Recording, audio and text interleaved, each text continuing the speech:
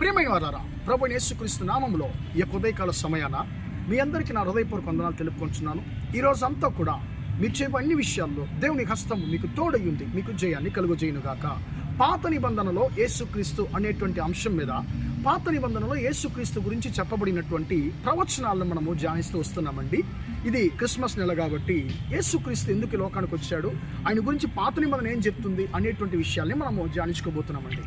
ఇప్పుడు ఈరోజు మోషే యేసుక్రీస్తు గురించి ఆయన చెప్పినటువంటి ఒక చాలా ప్రాముఖ్యమైనటువంటి ప్రవచనాన్ని మనం ఈరోజు ధ్యానించబోతున్నాము.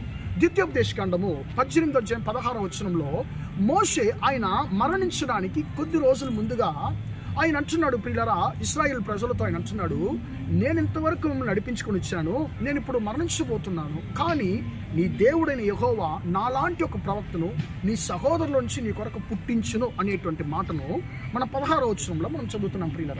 ప్రియమని దేవుని బిడ్డలారా, ఇక్కడ మోషే తనతో ప్రభుని యేసుక్రీస్తుని ఆయన పోల్చుకుంటున్నాడండి. అంటే పోల్చి చెప్పేది మనం చూస్తున్నాం. ప్రియులారా, మోషేకి యేసుక్రీస్తుకు చాలా పెద్ద తేడా ఉందో మనకు బాగా తెలుసండి. ఏంటి బ్రదర్, మీరు మోషేని అంటే యేసయ్యతో పోలుస్తున్నారని మీరు అనుకోవచ్చండి. ప్రియులారా, నా మాటను దయచేసి మీరు అర్థం చేసుకోండి.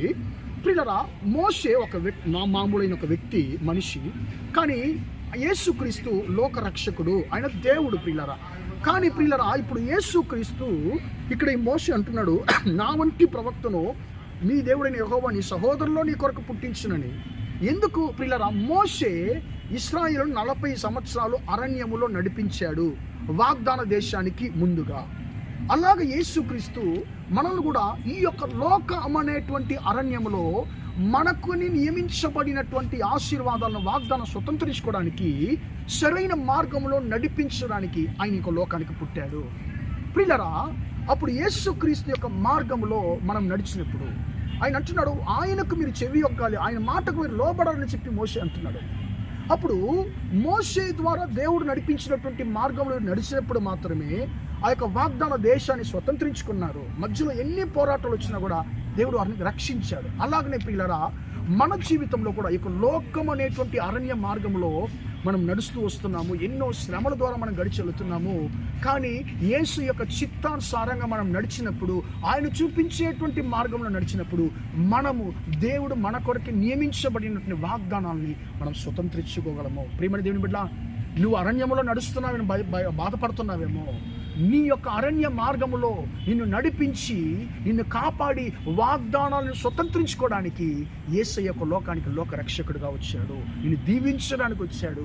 కాబట్టి యేసయ్య యొక్క మార్గములో ఆయన చిత్తానుసారంగా మనం నడిచినప్పుడు మనము వాగ్దానాలను స్వతంత్రించుకోగలము. ప్రార్థన చేద్దామా? ప్రేమగల మా తండ్రి, దయగల దేవా, ఇంతవరకు ఈ మాటలు విన్నా మీ బిడ్డలు మీరు దీవించండి, ఆశీర్వదించండి అయ్యా.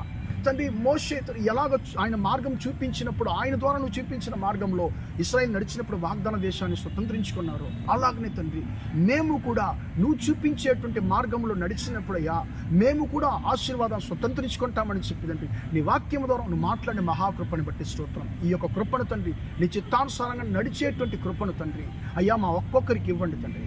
నువ్వు చూపేటువంటి మార్గంలో మేము వెళ్ళినప్పుడు ఆశీర్వాదం స్వతంత్రించుకోగలమయ్యా. అయ్యా, మా జీవితంలో ఎన్ని పోరాటాలు వచ్చినా కూడా నువ్వు మమ్మల్ని రక్షించేటువంటి దేవుడు, మమ్మల్ని గమ్యం చేర్చేటువంటి దేవుడు తండ్రి. స్తోత్రం. నీ యొక్క చిత్తానికి మా జీవితాన్ని అప్పగిస్తున్నాను తండ్రి. మా సహోదరులు ఒక్కొక్కరు తండ్రి నువ్వే నడిపించమని యేసయ్య నామములో ప్రార్థిస్తున్నాను తండ్రి. ఆమేన్, ఆమేన్. ప్రియమైన వాళ్ళారా, దేవుడు మిమ్మల్ని దీవించి ఆశీర్వదించును గాక. Praise the Lord, praise the lord.